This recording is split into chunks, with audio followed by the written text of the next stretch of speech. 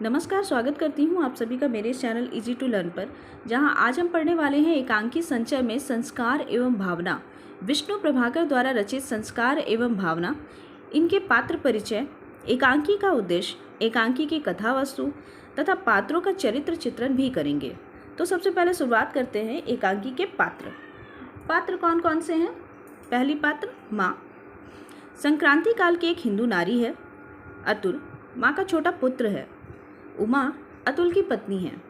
चलिए शुरुआत करते हैं एकांकी की कथा वस्तु से, उसके बाद उद्देश्य के बारे में जानेंगे।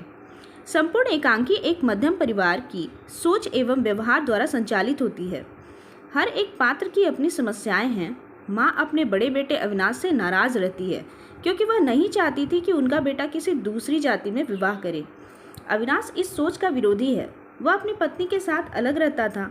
हैजे की बीमारी में भी माँ को उसका समाचार नहीं मिला।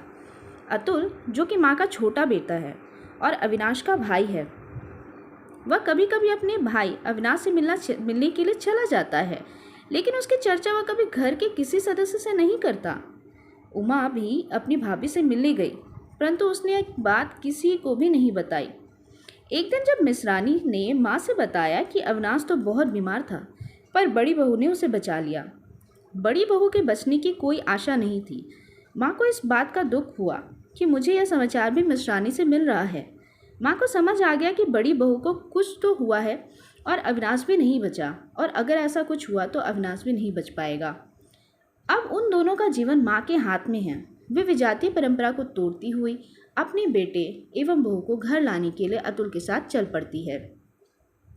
अब जानते हैं एकांकी का उद्देश्य क्या है। संस्कार एवं भावना एक ऐसी एकांकी है जो भारतीय समाज में प्राचीन काल से व्याप्त जातिगत परंपरा से उत्पन्न होने वाली समस्या को प्रस्तुत करती है। इस एकांकी के माध्यम से एकांकीकार ने यह बताने का प्रयास किया है कि मानवता व स्नेह किसी सीमित दायरे की विषय वस्तु नहीं है। मतलब मानवता या स्नेह किसी जाति के बंधनों में बंधी हुई नहीं है।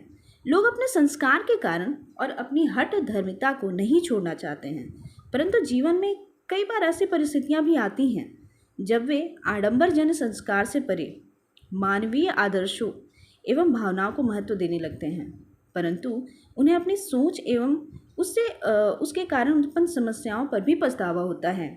यहाँ पर यह बताया गया है कि जब अविनाश बीमार था तो उनकी माँ ने सारी जातियों के बंधन और अपने सामाजिक दबाव को परे रखकर दोनों को ही अपने घर लेकर के आई। उनकी बहू विजातीय थी। चलिए अब हम बात करते हैं पात्रों का चरित्र चित्रण। सबसे पहले जानेंगे कि माँ की सोच और उसका क्या परिणाम होता है।